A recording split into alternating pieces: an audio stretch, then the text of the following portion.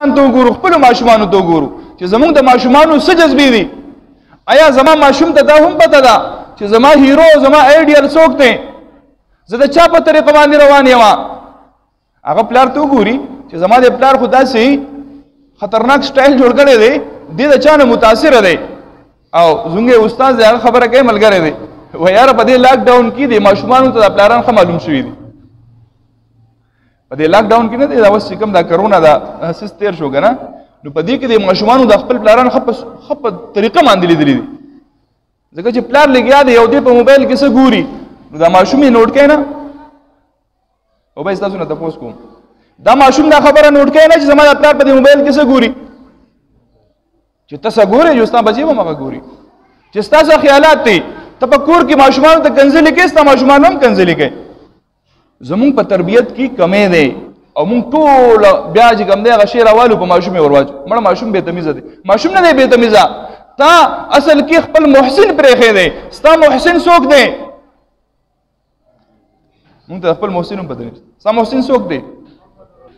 زمون محسن محمد رسول الله صلی الله تعالی علیه وسلم دی. که چېرې حضور نبی کریم صلی الله تعالی علیه وسلم مونږ ته شریعت نه وی راوړی، نو سم خیال دی مونږ الله پېژاندی شو؟ او بھائی چا الله پېژاندی شو؟ چا قرآن پېژاندی شو؟ چا فرشتې پېژاندی شوې؟ هېڅ هم نه شو پېژاندی. محسن انسانیت د محمد رسول الله صلی الله تعالی علیه وسلم دی. نن زما ماشوم نه تپوس وکړه که نه ستا نبي څوک دی چې هغه څه وایي، او ستا د نبي سره څومره محبت دی چې هغه څه وایي. چې کله هغه ګیره خرئ ته دې تپوس وکړه که نه وایي ته ګیره ولې خرئ. چې کله پکې ډیزاین جوړئ ته دې تپوس وکړه که نه چې ته پکې دا ډیزاین ولې جوړئ. هغه به د خپل آیډیل وښایي چې زه د چا نه متاثره یم.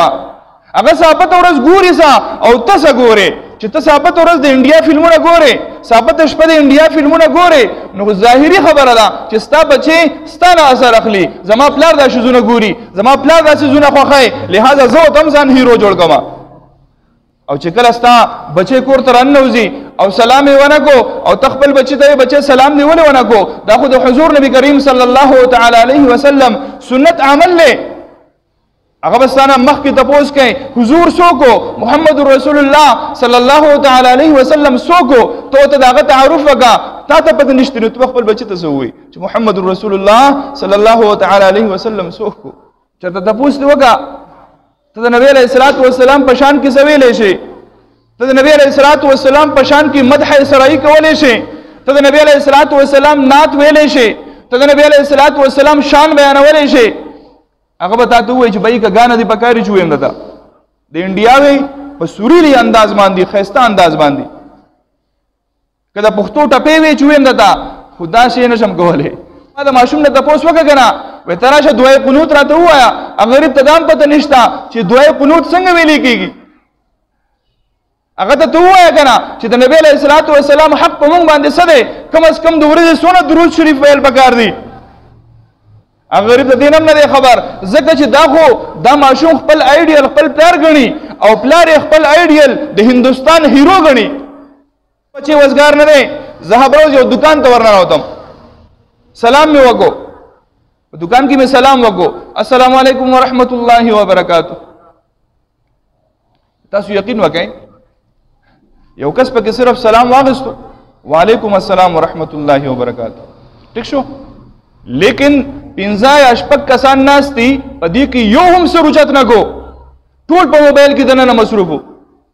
ما وی کېدای شي چېرته بیان اوري یا کېدای شي چېرته څه ډرامه ګوري فلم ګوري، غونډ په پبجي باندې ورغلي دي، ډزې کوي ډزې. ماشاءالله مجاهدین دي، داسې محاذونه یې فتح کړه چې حیران بشئ. دا ټوله دنیا تاسو ته پته ډېر بارود استعمالیږي، خو په موبایل کې دننه بهر دې څه تپ نه راوځي.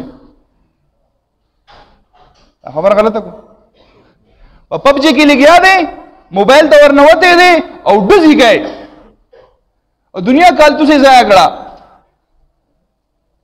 او که څوک دا وایي چې یاره بھائی زه ګیم د دې دپاره کوم چې په دې باندې پیسې ګټمه، نو دا حرام دي، ګورې حلال نه دي. که څوک دا وایي چې زه په خپل زوی چې کوم دی زما ګیم کوي، د ګیم په ذریعه به دته پیسې راځي، زه به کم از کم د دې خبرې نه خلاص یم چې یاره ما ته یې زلوړ وکړه، نو دا ګورې حرام دي، ټیک نه دي، جایز نه دي. صحیح ده نو کم از کم د خپل بچو لږ سوچ وکړو فکر وکړو چې یاره بای دا په کم طرف باندې روان